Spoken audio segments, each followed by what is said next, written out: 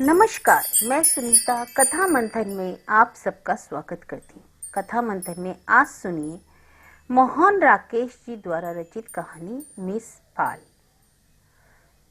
एक आकृति दूर से दिखाई दे रही है, शायद मिस पाल की हो सकती है। फिर भी विश्वास करने के लिए मैंने अपना चश्मा ठीक किया। निसंदेह मिस पाल ही थी। यह तो खैर मुझे पता था कि वह उन दिनों कुल्लू में ही कहीं रहती हैं, पर इस तरह अचानक उनसे भेंट हो जाएगी यह नहीं सोचा था। और उसे सामने देखकर भी मुझे विश्वास नहीं हुआ कि वह स्थायी रूप से कुल्लू और मनाली के बीच उस छोटे से गांव में रहती होगी। जब वह दिल्ली से नौकरी छोड़कर आई थी तो लोगों ने उनके बारे में क्या क्या नहीं सोचा था। बस रायसन के डाकखाने के पास पहुंचकर रुक गई। मिस पाल डाकखाने के बाहर खड़ी पोस्ट मास्टर से कुछ बात कर रही थी। हाथ में एक थैला लिए थी। बस के रुकने पर न जाने किस बात के लिए पोस्ट मास्टर को धन्यवाद देती हुई बस की तरफ मुड़ी। तभी मैं का उतरकर सामने पहुंच गया। उस आदमी के अचानक किसी के आ जाने से मिस पाल थोड़ा अचकचा गई, मगर मुझे पहचानते ही उनका चेहरा खुशी से दमक उठा। रंजीत, तुम? उसने कहा। तुम यहाँ कैसे टपक पड़े? मैं इस बस से मनाली से आ रहा हूँ, मैंने कहा। अच्छा, मनाली तुम कब से आए हुए थे? यही कुछ 8-10 दिन से आया हुआ था, आज वापस जा रहा हूँ। आज ही जा रहे हो? मिस पाल के चेहरे से आधा उत्साह गायब हो गया। देखो कितनी बुरी बात है कि 8-10 दिन से तुम यहाँ हो और मुझसे मिलने की कोशिश भी नहीं की। तुम्हें यह तो पता है ना कि मैं आजकल कुल्लू में हूँ? हाँ, यह तो पता था, पर यह तो नहीं ना पता था कि कुल्लू के किस हिस्से में हो। अब भी तुम अचानक ही दिखाई दे गई, नहीं तो मुझे कहाँ से पता चलता कि तुम किस जंगल को आबाद कर रही हो। सचमुच बहुत बुरी बात है, मिस पाल उल्हाने के स्वर में बोली। तुम इतने दिनों से यहाँ हो और मुझसे तुम्हारी भेंट हुई आज जाने के वक्त। तभी ड्राइवर ने जोर जोर से हॉर्न बजाने लगा। मिस पाल ने कुछ चिढ़कर ड्राइवर की तरफ देखा और एक साथ झिड़कने और क्षमा मांगने के स्वर में कहा, बस जी 1 मिनट, मैं भी इसी बस से कुल्लू चल रही हूँ, मुझे कुल्लू की एक सीट दे दीजिए, थैंक यू वेरी मच। और मेरी तरफ मुड़कर बोली, तुम इस बस से कहाँ तक जा रहे हो? आज तो इस बस से जोगिंदर नगर जाऊँगा, वहाँ एक दिन रहकर कल सुबह आगे की बस पकड़ लूँगा। ड्राइवर अब और जोर से हॉर्न बजाने लगा। मिस पाल ने एक बार क्रोध और बेबसी के साथ उसकी तरफ देखा और बस के दरवाजे की तरफ बढ़ती हुई बोली, अच्छा, कुल्लू तक तो हम दोनों का साथ है ही, और बाकी बात कुल्लू पहुंचकर करेंगे। मैं तो कहती हूँ कि तुम 2-4 दिन यहीं रुको, फिर चले जाना। बस में पहले ही बहुत भीड़ थी। 2-3 आदमी वहां से और चढ़ गए, जिससे अंदर खड़े होने की जगह भी नहीं रही। मिस पाल दरवाजे से अंदर जाने लगी तो कंडक्टर ने हाथ बढ़ाकर उसे रोक दिया। मैंने कंडक्टर से बहुतेरा कहा कि अंदर मेरे वाली जगह खाली है, मिस साहब वहां बैठ जाएंगी और मैं भीड़ में किसी तरह खड़ा होकर चला जाऊंगा। मगर कंडक्टर एक बार जिद पर अड़ा तो अड़ा ही रहा और सवारी वह नहीं ले सकता। मैं अभी उससे बात कर ही रहा था कि ड्राइवर ने बस स्टार्ट कर दी। मेरा सामान बस में था, इसलिए मैं दौड़कर चलती बस में सवार हो गया। दरवाजे से अंदर जाते हुए मैंने एक बार मुड़कर मिस पाल की तरफ देख लिया। वह इस तरह अचकचाई सी खड़ी थी जैसे कोई उसके हाथ से उसका सामान छीनकर भाग गया हो और उसे समझ में ना आ रहा हो कि अब क्या करना चाहिए। बस हल्के हल्के मोड़ काटती कुल्लू की तरफ बढ़ने लगी। मुझे अफसोस होने लगा कि मिस पाल को बस में जगह नहीं मिली, तो मैंने ही क्यों ना अपना सामान वहां उतरवा लिया। मेरा टिकट जोगिंदर नगर का था, पर यह जरूरी तो ना था कि उस टिकट से जोगिंदर नगर तक जाऊं ही। मगर मिस पाल से भेंट कुछ ऐसे आकस्मिक ढंग से हुई कि और निश्चय करने के लिए समय इतना कम था कि मैं यह बात उस समय सोच भी नहीं सका। थोड़ा सा भी समय और मिलता तो जरूर कुछ देर के लिए वहां उतर जाता। उतने समय में तो मैं मिस पाल से कुशल समाचार भी नहीं पूछ सका। हालांकि मन में उसके संबंध में कितना कुछ जानने की उत्सुकता थी। उसके दिल्ली छोड़ने के बाद लोग उसके बारे में जाने जा क्या क्या बातें करते रहे थे। किसी का ख्याल था कि उसने कुल्लू में ही एक रिटायर्ड अंग्रेज मेजर से शादी कर ली और मेजर ने अपने सेब के बगीचे उसके नाम कर दिए। किसी की सूचना थी कि उसे वहां सरकार की तरफ से वजीफा मिल रहा है और वह करती वर्ती कुछ नहीं है, बस घूमती और हवा खाती। कुछ ऐसे लोग भी थे जिनका कहना था कि मिस पाल का दिमाग खराब हो गया है और सरकार उसे इलाज के लिए अमृतसर पागलखाने में भेज रही है। मिस पाल का एक दिन अचानक अपनी लगी हुई 500 की नौकरी छोड़कर चली आई थी। उससे लोगों में उसके बारे में तरह तरह की कहानियां प्रचलित थी। जिन दिनों मिस पाल ने त्याग पत्र दिया मैं दिल्ली में नहीं था, लंबी छुट्टी लेकर बाहर गया था। मगर मिस पाल के नौकरी छोड़ने के कारण मैं काफ़ी हद तक जानता था। वह सूचना विभाग में हम लोगों के साथ काम करती थी और राजेंद्र नगर से हमारे घर से 10-12 घर छोड़कर रहती थी। दिल्ली में भी उसका जीवन काफ़ी अकेला था क्योंकि दफ्तर के ज़्यादातर लोगों से उसका मनमुटाव था और बाहर के लोगों से वह मिलती बहुत कम थी। दफ्तर का वातावरण उसे अपने अनुकूल नहीं लगता था। वह वहाँ एक एक दिन जैसे गिनकर काटती थी। उसे हर एक से शिकायत थी कि वह घटिया किस्म का आदमी है जिसके साथ उसका उठना बैठना नहीं हो सकता। ये लोग कितने ऊंचे और बेईमान हैं, वह कहा करती। इतनी छोटी और कमीनी बातें करते हैं कि मेरा इनके बीच काम करते वक्त दम घुटता है। मगर उस वातावरण में उसके दुखी रहने का मुख्य कारण दूसरा था, जिसे वह मुंह से स्वीकार नहीं करती थी। लोग इस बात को जानते थे, इसलिए जानबूझकर उसे छेड़ने के लिए कुछ न कुछ कहते रहते। बुखारिया तो रोज ही उसका रंग रूप पर कोई न कोई टिप्पणी कर देता।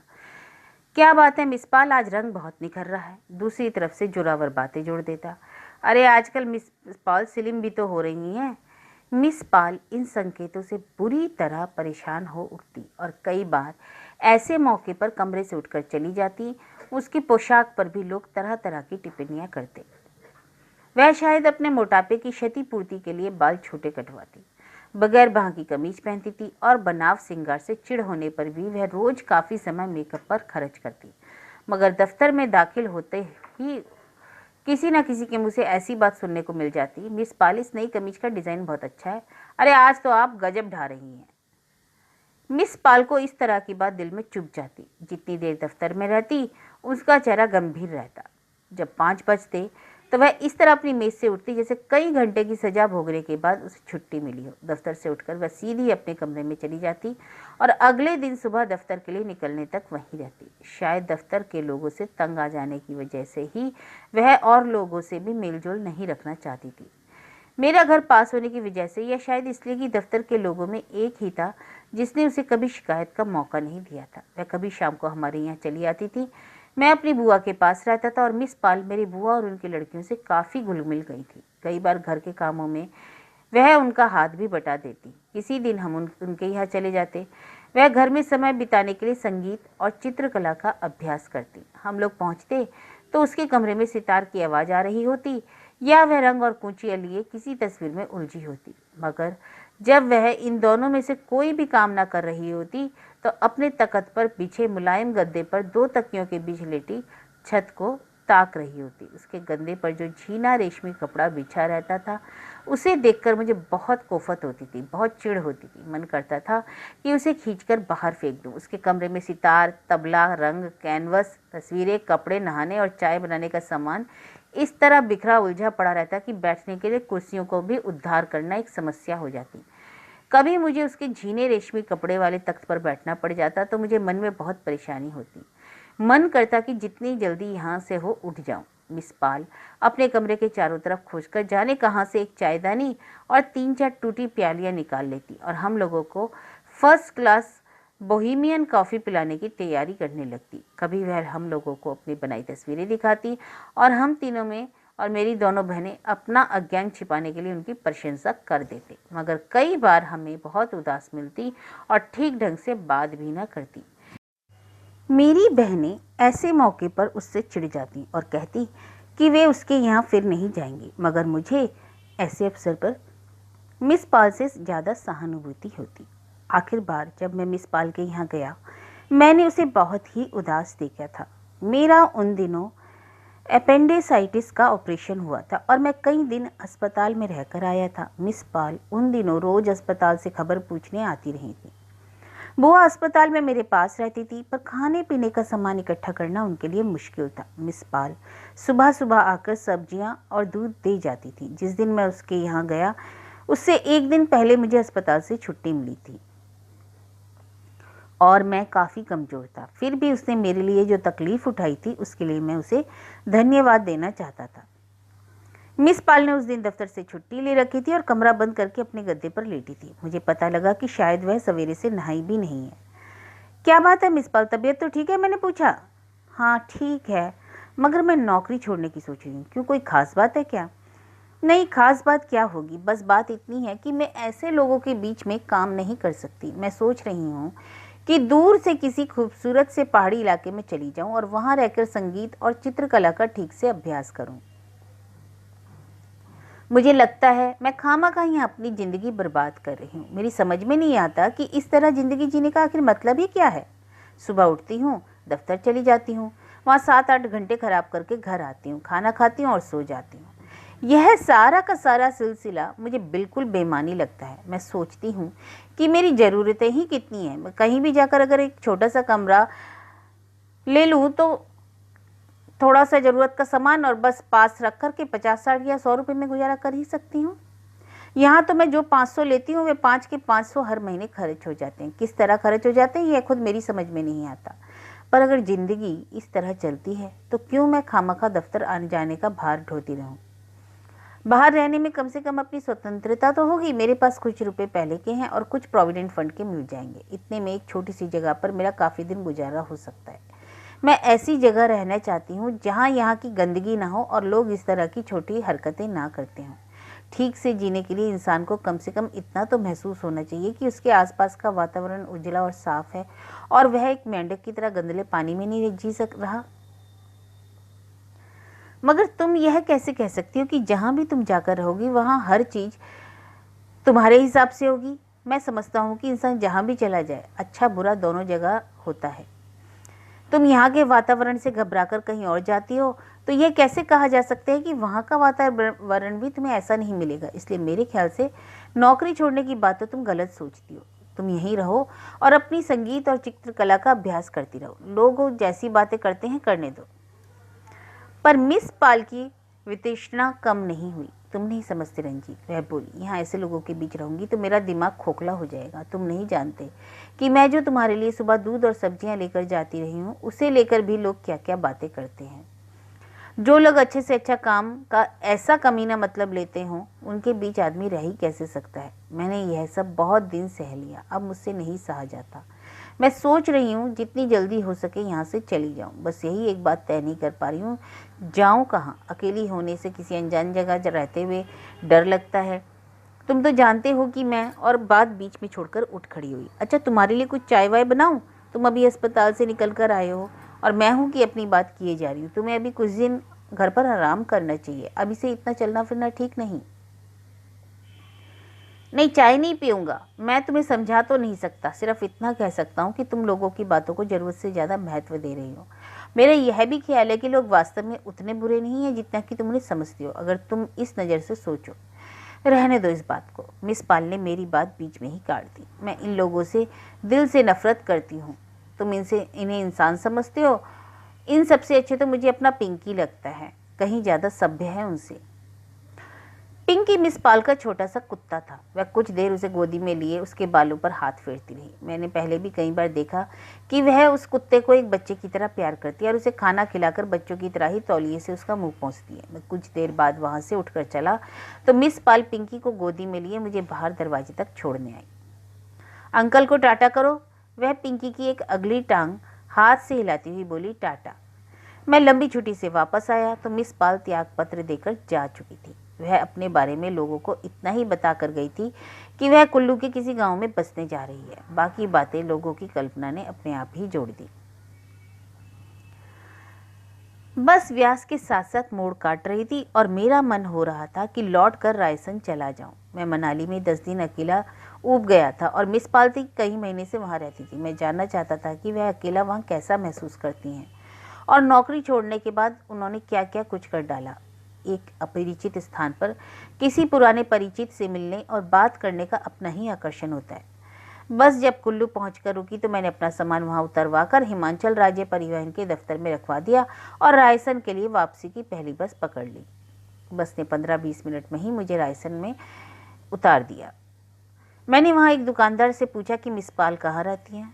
कौन मिस पाल भाई? दुकानदार ने अपने पास बैठे युवक से पूछा।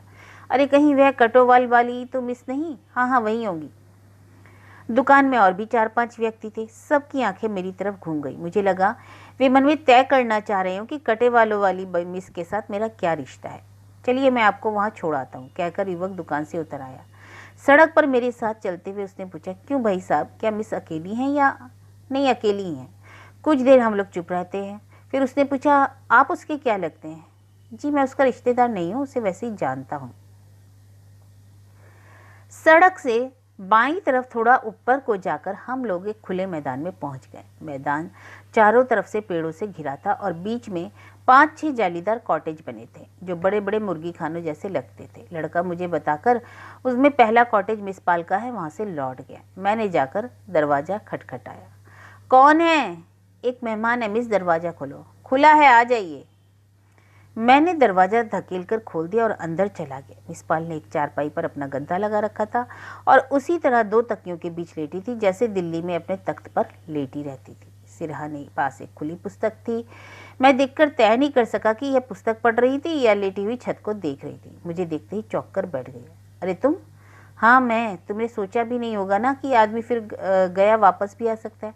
अरे बड़े अजीब आदमी हो, वापस ही आना था तो उसी समय क्यों नहीं उतर गए? बजाय इसकी शुक्रिया अदा करो जो 7 मील चलकर फिर वापस आया हूँ। शुक्रिया अदा करती अगर तुम उसी समय उतर जाते और मुझे बस में अपनी सीट ले लेने देते। मैंने ठहका लगाया और बैठने के लिए जगह ढूंढने लगा। वहाँ भी चारों तरफ वही बिखराव अव्यवस्था जो दिल्ली में उनके घर में दिखाई दिया करती थी। हर चीज़ हर दूसरी चीज़ की जगह काम में लाई जा रही थी। एक कुर्सी ऊपर से नीचे तक मैले कपड़ों से लदी थी, दूसरी पर कुछ रंग बिखरे थे और एक प्लेट रखी थी जिसमें बहुत सी कीलें पड़ी थी। बैठो, मैं झट से तुम्हारे लिए चाय बनाती हूँ। मिस पाल व्यस्त हो गई। अभी मुझसे बैठने को तो कहा नहीं और चाय की फिक्र पहले से करने लगी। मुझे बैठने की जगह बता दो, चाय वाय रहने दो। इस वक्त तुम्हारी बोहेमियन चाय पीने का मेरा जरा मन नहीं है। तो मत पियो, कौन झंझट करना अच्छा लगता है। बैठने की जगह मैं अभी बनाई देती हूँ। और कपड़े वपड़े हटाकर उसने कुर्सी खाली कर दी। बाईं तरफ एक बड़ी सी मेज थी, उस पर इतनी चीजें पड़ी थी कि कहीं कोहनी रखने तक की भी जगह नहीं थी। मैंने बैठकर टांगे फैलाने की कोशिश की तो पता चला कपड़ों के ढेर के नीचे मिस पाल ने अपने बनाए खाके रख रखे। मिस पाल फिर से बिस्तर में तकियों के सहारे बैठ गई। गद्दे पर उसने वही झीना रेशमी कपड़ा बिछा रखा था जिसे देखकर मुझे चिढ़ हुआ करती थी। मेरा उस समय मन हुआ कि कपड़े को निकालकर फाड़ दूं या आग में झोंक दूं। मैंने सिगरेट सुलगाने के लिए मेज से दिया सिलाई की डिबिया उठाई, मगर खोलते ही वापस रख दी। डिबिया में दिया सिलाई नहीं, गुलाबी रंग भरा था। मैंने चारों तरफ नजर दौड़ाई मगर डिबिया कहीं दिखाई नहीं दी। किचन में होगी, मैं अभी ला देती हूँ, कहती हुई मिस पाल उठी और कमरे में चली गई। मैं उतनी देर आसपास देखता रहा। मुझे फिर उस दिन की याद हुई जिस दिन मैं मिस पाल के घर देर तक बैठा उनसे बातें करता रहा था। पिंकी से मिस पाल को टाटा कराने की बात याद आने से मैं हंस दिया। तभी मिस पाल दिया सिलाई की डिबिया ले आई। मेरे अकेले में हंसना शायद उन्हें अस्वाभाविक लगा। वह सासा गंभीर हो गई। किसी ने कुछ खिला पिला तो नहीं दिया?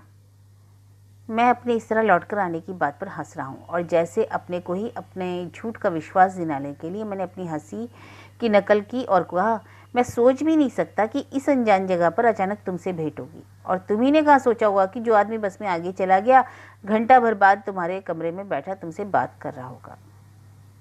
और विश्वास करके मैंने अपने हंसने के कारण की व्याख्या कर दी। मैंने पूछा, तुम्हारा पिंकी कहाँ है, दिखाई नहीं दे रहा? मिस पाल पहले से गंभीर हो गई। उनका चेहरा काफ़ी रूखा था, लग रहा था जैसे कई रातों से ठीक से सोई नहीं। पिंकी को यहाँ आने के बाद एक रात सर्दी लग गई थी। उसने अपनी सांस दबाकर कहा, मैंने उसे कितनी ही गर्म चीज़ें खिलाई पर वह 2 दिन में ही चलता बना। मैंने विषय बदल दिया। उसको शिकायत करने लगा कि वह जो अपने बारे में बिना किसी को ठीक से बिना बताए दिल्ली से चली आई, उसने ठीक नहीं किया। दफ्तर में अभी लोग मिस पाल की बात करके हंसते होंगे। उसने ऐसे पूछा जैसे वह स्वयं उस मिस पाल से भिन्न हो जिसके बारे में वह सवाल पूछ रही थी, पर उसकी आंखों में यह जानने की बहुत उत्सुकता भर रही थी कि मैं उसके सवाल का क्या जवाब देता हूँ।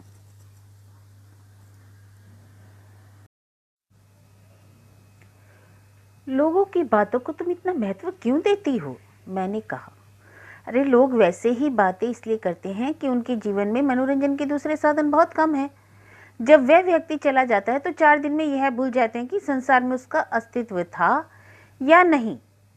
कहते कहते मुझे एहसास हो आया कि मैंने यह कहकर गलती की है। मिस पाल मुझसे यही सुनना चाहती थी कि लोग अब भी उसके बारे में उसी तरह बातें करते हैं और उसी तरह उसका मजाक उड़ाते हैं। यह विश्वास उसके लिए अपने वर्तमान को सार्थक समझने के लिए और जरूरी था।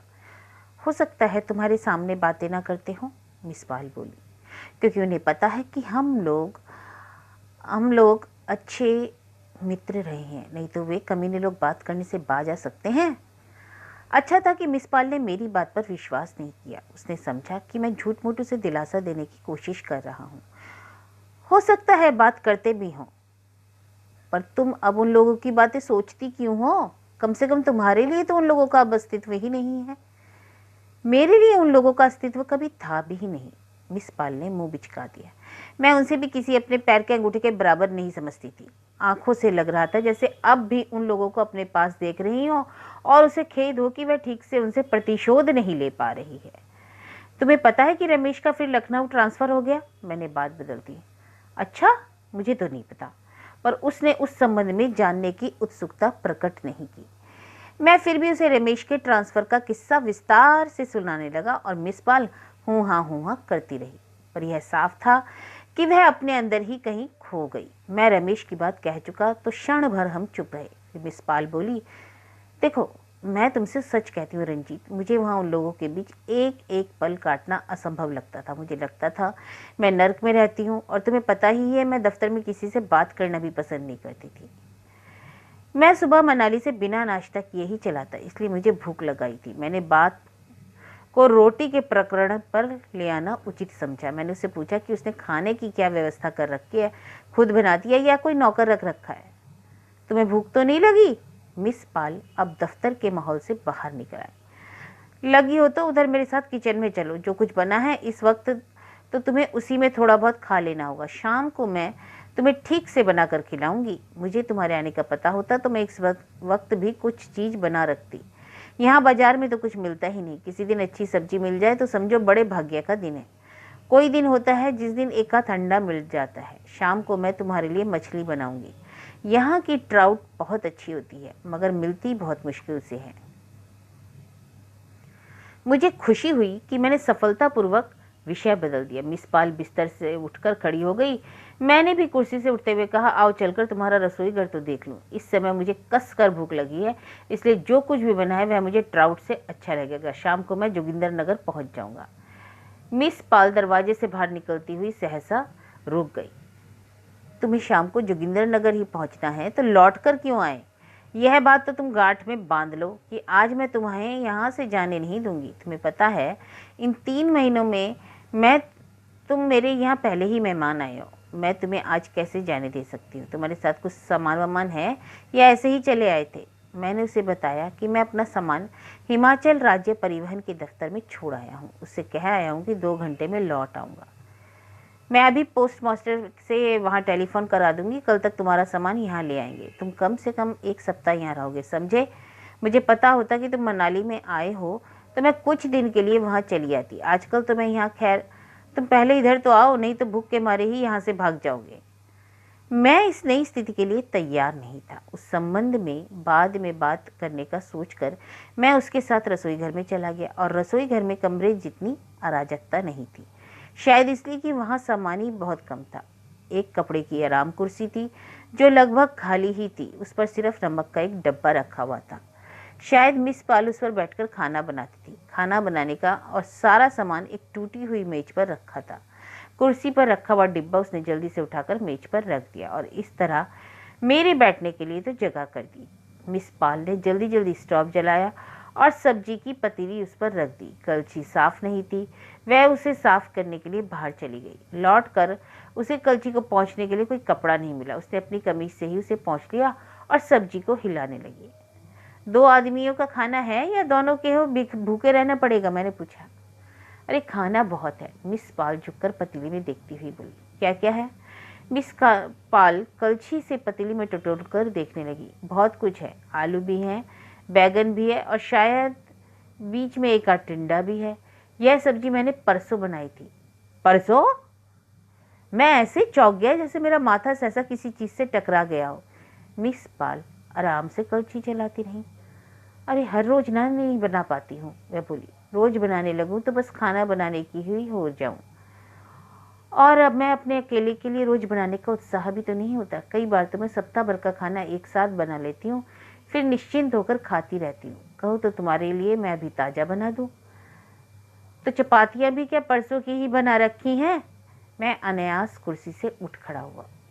आओ इधर आकर देख लो, खा सकोगे या नहीं? वह कोने में रखे हुए बेंत के संदूक के पास चली गई। मैं भी उसके पास पहुंच गया। मिस पाल ने संदूक का ढकना उठा दिया। संदूक में 25-30 खुश्क चपातियां पड़ी थी। सूख कर उन सब ने कई तरह की आकृतियां धारण कर ली थी। मैं संदूक के पास से आकर फिर कुर्सी पर बैठ गया। तुम्हारे लिए ना ताजा चपातियां बना देती हूँ, मिस पाल एक अपराधी की तरह देखती हुई बोली। नहीं नहीं, जो कुछ बना रखा है वही खाएंगे, मैंने कहा, मगर अपनी इस भलमानसता के लिए मेरा मन अंदर ही अंदर कुड़ गया।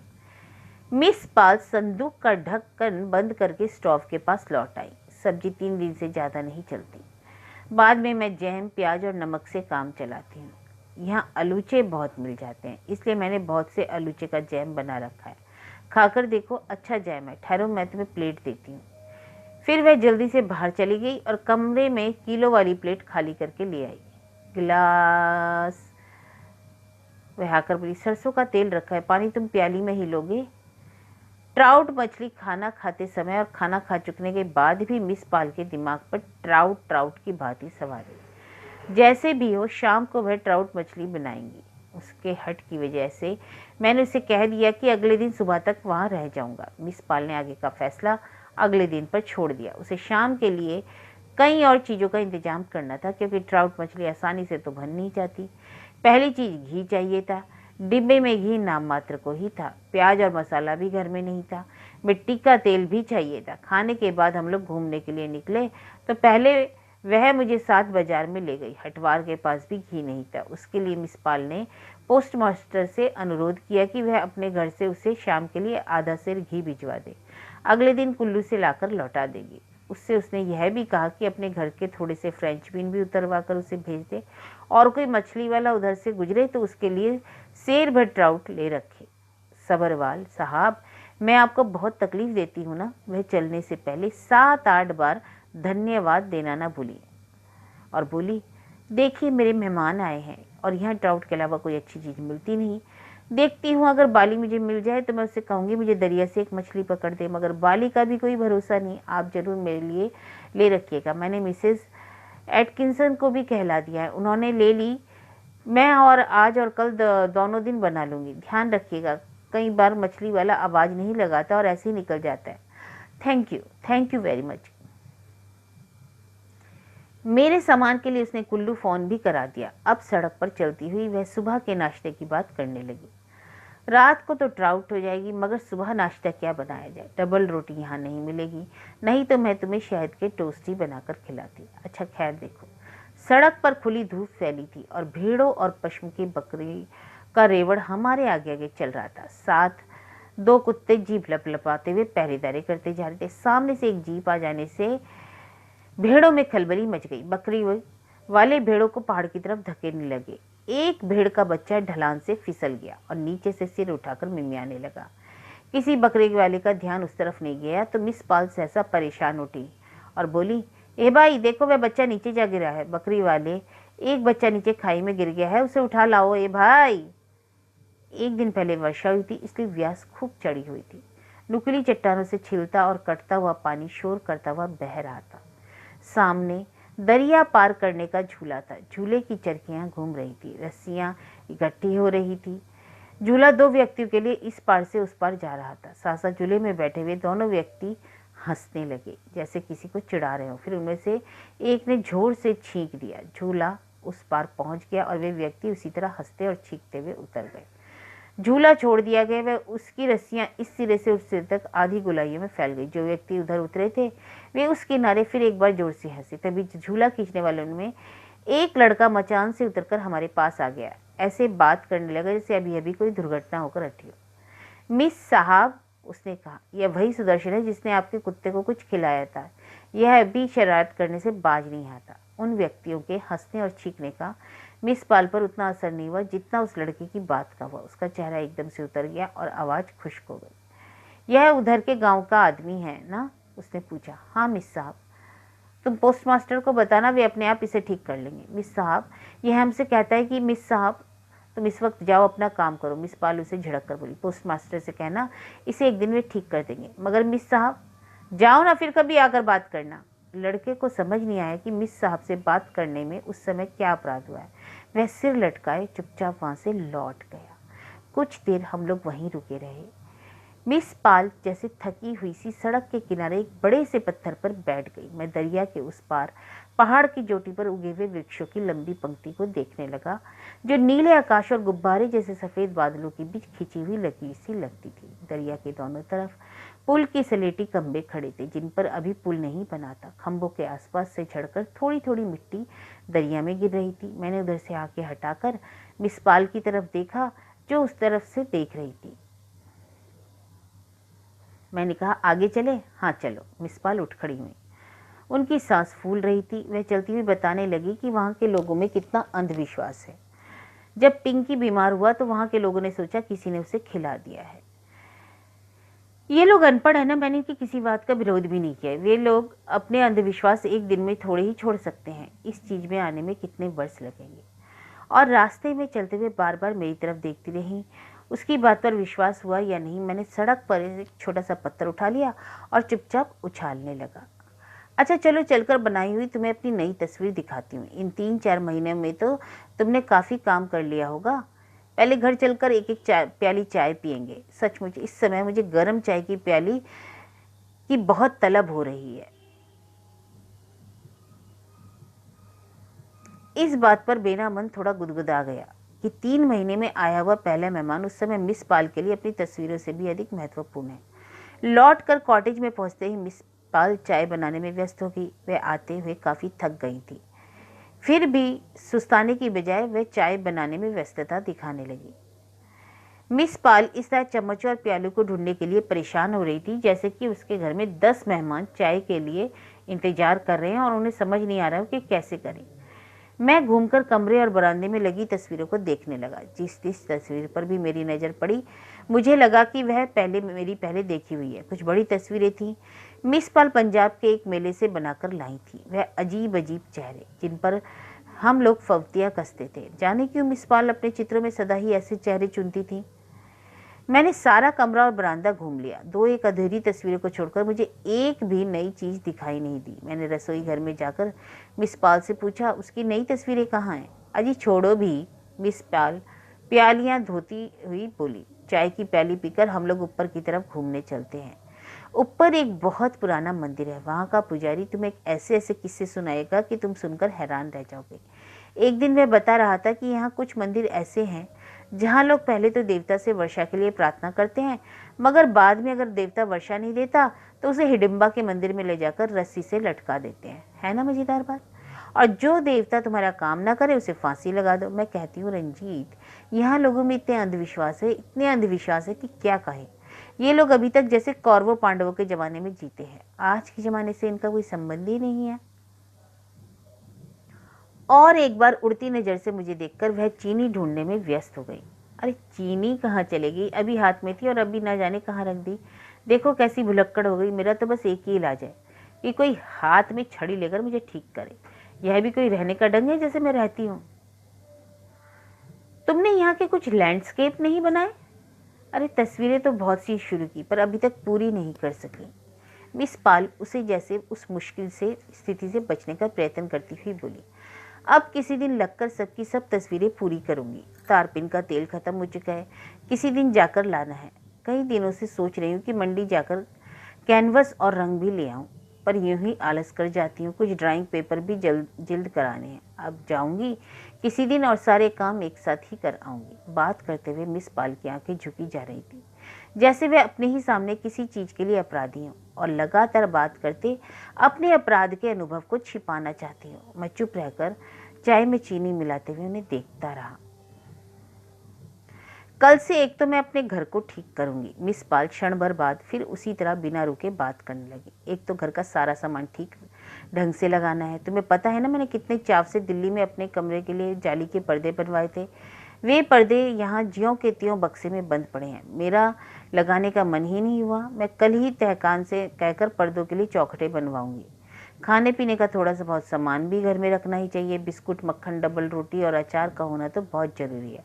जो चीज़ें कुल्लू से मिल जाती हैं वह तो मैं लाकर रख ही सकती हूँ। तारपीन का तेल भी मुझे कुल्लू से ही मिल जाएगा। उसने चाय की प्याली मेरे हाथ में दे दी तो मेरे मुंह से कोई बात नहीं निकली। मैं चुपचाप छोटे छोटे घूंट भरने लगा। मेरे मन को उस समय एक तरह की जड़ता ने घेर लिया था। कहाँ मिस पाल के बारे में दिल्ली के लोगों से सुनी हुई वे सब बातें, और कहाँ उसके जीवन की यह एकांत विडंबना।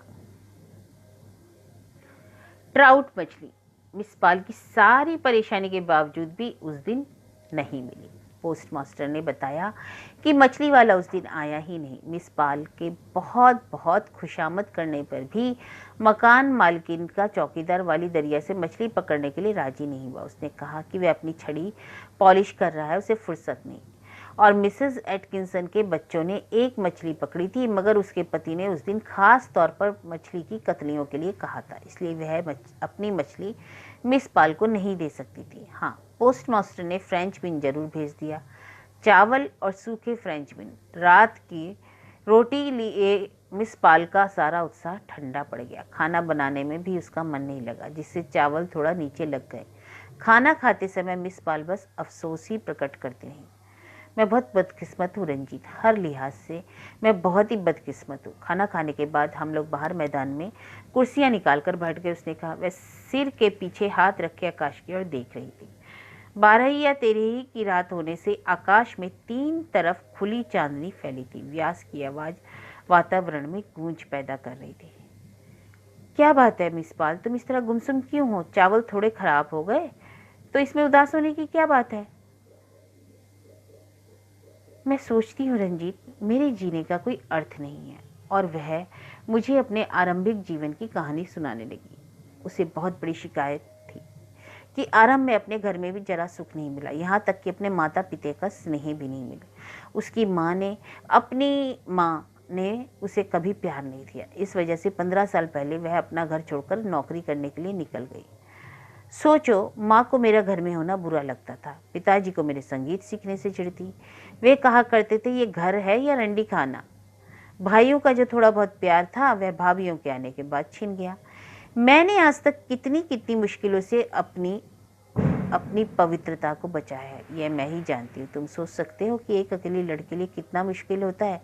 मेरा लाहौर की तरफ घूमने जाने का मन था, वहाँ कुछ तस्वीरें बनाना चाहती थी, पर नहीं गई, क्योंकि मैं सोचती हूँ मर्द की पशु शक्ति के सामने मैं अकेली क्या कर सकूंगी। फिर तुम्हें पता है कि डिपार्टमेंट के लोग वहाँ मेरे बारे में कैसी कैसी बुरी बातें करते थे।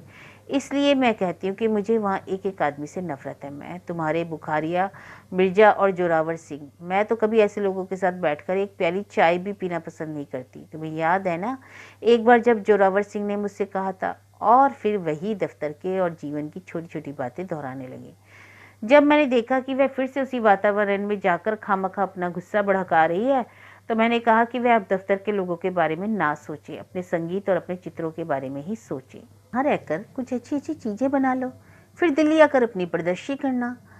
मैंने कहा, जब लोग तुम्हारी चीज़ें देखेंगे, तुम्हारा नाम सुनेंगे, तो अपने आप कद्र करेंगे। ना बाबा ना, मैं प्रदर्शनी के चक्कर में नहीं पड़ूंगी। मिस पाल उसी तरह सामने की तरफ देखती हुई बोली। तुम जानते हो ना इन सब चीज़ों में कितनी पॉलिटिक्स चलती है, और मैं उस पॉलिटिक्स में नहीं पढ़ना चाहती। मेरे पास अभी भी 3-4 हज़ार रुपये, जिससे काफ़ी दिन गुजारा हो जाएगा। जब ये रुपये ख़त्म हो जाएंगे तो देखा जाएगा। मैं आगे की बात सुनने के लिए उत्सुक था, मगर मिस पाल कुछ देर बाद कंधे हिलाकर बोली, कुछ ना कुछ हो ही जाएगा, वह वक्त आए तो सही। बादल ऊंचा उठ रहा था और वातावरण में ठंडक बढ़ती जा रही थी। जंगल की तरफ से आती हुई हवा अब सिरहन भर देती। साथ में कॉटेज में रेडियो पर पश्चिमी संगीत चल रहा था। उसमें आगे के कॉटेज में लोग खिलखिलाकर हंस रहे थे। मिस पाल अपनी आंखें मूंदे हुए मुझे बताने लगी कि होशियारपुर में उसने भृंगु संहिता में अपनी कुंडली निकलवाई थी। उस कुंडली फल के अनुसार इस जन्म में उसे यह शाप है कि उसे कोई सुख नहीं मिल सकता, न धन का, न ख्याति का, न प्यार का। इसका कारण यह है कि पिछले जन्म में वह सुंदरी लड़की थी और नृत्य संगीत आदि कलाओं में बहुत ही प्रखर। उसके पिता बहुत धनी थे और वह उनकी अकेली संतान थी। जिस व्यक्ति से उसका ब्याह हुआ वह बहुत सुंदर और धनी था, मगर मुझे अपनी सुंदरता पर बहुत घमंड था, बहुत मान था। इसलिए मैंने अपने पति का आदर नहीं किया और कुछ ही दिनों में वह बेचारा दुखी होकर इस संसार से चल बसा। इसलिए मुझ पर यह शाप है, इस जन्म में मुझे सुख नहीं मिल सकता। मैं चुपचाप उसे देखता रहा। अभी दिन में ही वह वहाँ के लोगों को अंधविश्वासों की चर्चा कर रही थी, और अभी वह क्या कर रही है। मिस पाल उसी तरह मेरे को देख रही थी। मुझे महसूस हुआ लगा कि मेरे आसपास की हवा अब कुछ भारी हो रही है। मैं सहसा कुर्सी पीछे सरकाकर उठ खड़ा हुआ। मेरा ख्याल है अब रात काफ़ी हो गई है, चलिए अब सोया जाए और बातें सुबह होंगी।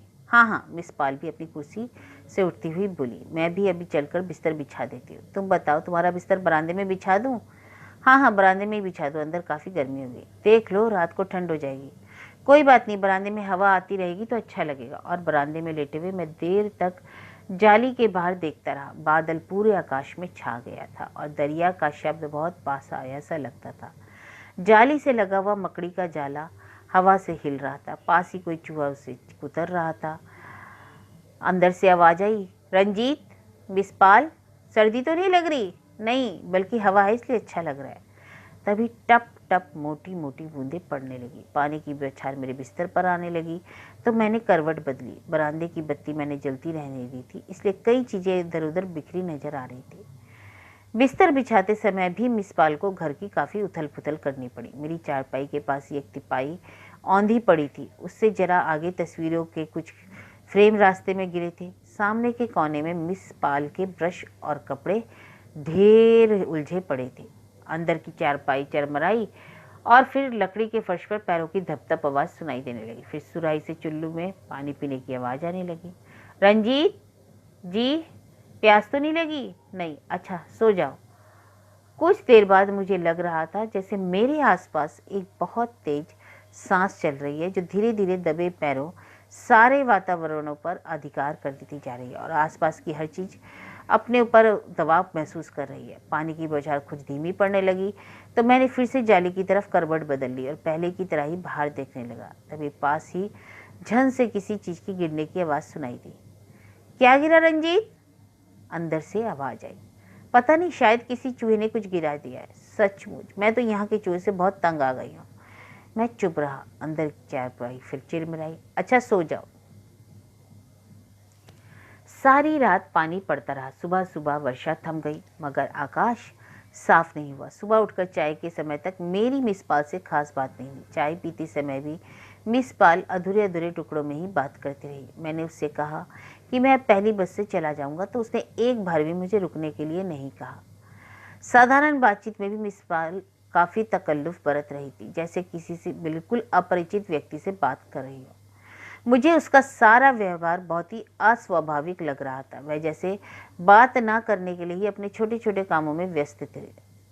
मैंने दो एक बार उससे हल्के से मजाक करने का प्रयत्न भी किया कि जिससे तनाव हट जाए, मैं उसकी ठीक से विदा देकर लेकर जा सकूं, मगर मिस पाल के चेहरे पर हल्की सी मुस्कुराहट भी नहीं आई। अच्छा तो मिस पाल, अब चलने की बात की जाए। आखिर मैंने कहा, तुम कल कह रही थी तुम भी कुल्लू तक साथ ही चलोगी, तो अच्छा होगा कि तुम आज ही वहां से अपना सारा सामान भी ले आओ। बाद में तुम फिर आलस करोगी। नहीं, मैं आलस नहीं करूंगी। किसी दिन जाकर जो जो कुछ लाना है सब ले आऊंगी। और फिर बरामदे में बिखरे हुए कपड़ों को बिना मतलब ही उठाकर इधर से उधर रखते हुए उसने कहा, आज बरसात का दिन है इसलिए आज नहीं जाऊंगी, कल या परसों किसी समय देखूंगी। लाने के लिए कितनी ही चीज़ें हैं, इसलिए अच्छी तरह सब सोचकर जाना चाहिए। अच्छा घिरा हुआ दिन है इसलिए आज नहीं। घिरा हुआ दिन है तो क्या हुआ, घर का सामान नहीं आएगा? मैंने अपने आग्रह से उसे सुलझाने की चेष्टा की। तो मुझे बताओ तो घी और तारपीन के डिब्बे कहाँ रखे हैं? कोई बड़ा थैला हो तो वह भी साथ में ले लो, फुटकर चीज़ें उसमें आ जाएंगी। यहाँ से जो भी बस मिलेगी उसमें हम लोग साथ साथ चलेंगे। मैं कुल्लू से 12 बजे की बस पकड़कर आगे चला जाऊँगा। तुम्हें तो उधर से लौटने में सारा दिन बसें मिलती ही रहेंगी। मैं जानबूझकर इस तरह बातें कर रहा था जैसे मिस पाल का साथ चलना निश्चित ही हो। हालांकि मैं जानता था कि वह टालने का पूरा प्रयत्न करेगी। मिस पाल इधर से उधर जाती हुई ढूंढ ढूंढ कर अपने करने के लिए काम निकाल रही थी। उसके चेहरे से लग रहा था कि जैसे मेरी बातें बिल्कुल व्यर्थ हो रही हों और वह जल्द से जल्द अपने एकांत में लौट जाना चाहती है। देखो, कभी कभी यहाँ बस में एक भी सीट नहीं मिलती और दो दो सीटें मिलना तो बहुत ही मुश्किल है। तुम मेरी वजह से 12 बजे वाली बस क्यों मिस करते? तुम चले जाओ, मैं कल या परसों जाकर कुछ भी हो लाना हो ले आऊँगी। जैसे वह सहसा कोई काम याद आ गया और वहाँ जाने की जल्दी से अपना चेहरा दूसरी तरफ हटाए हुए कमरे में चली गई।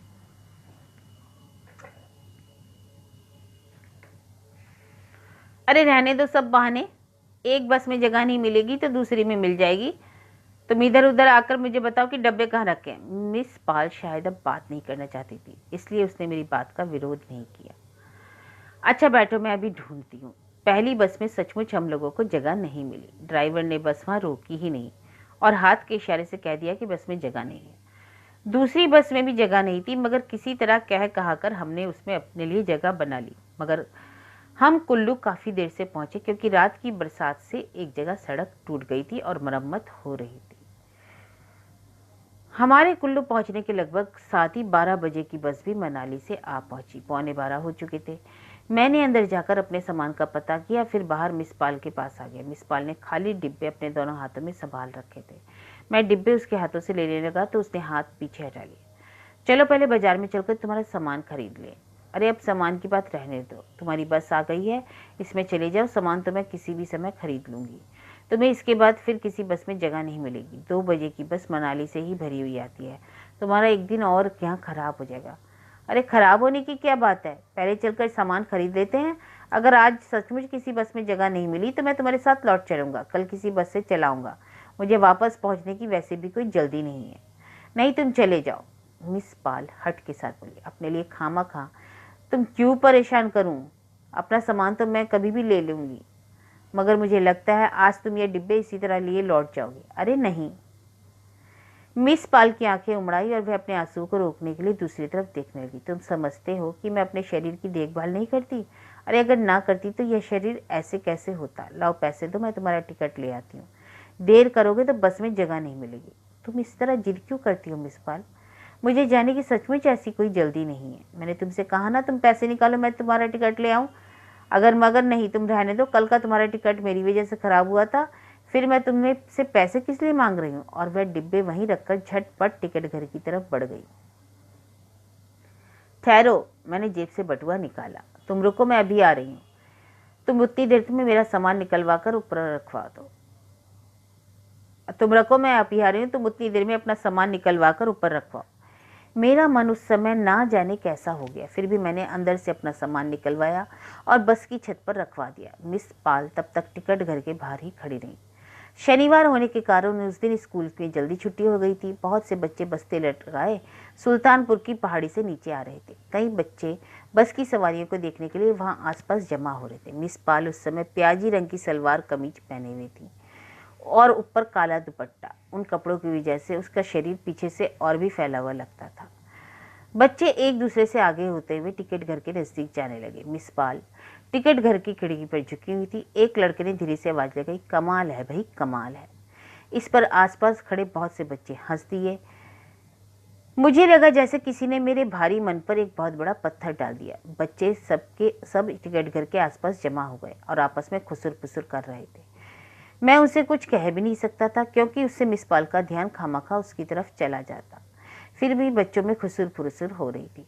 देखो ये मर्द है। मर्द नहीं, औरत है। तू सिर के बाल देख, बाकी शरीर देख, मर्द है।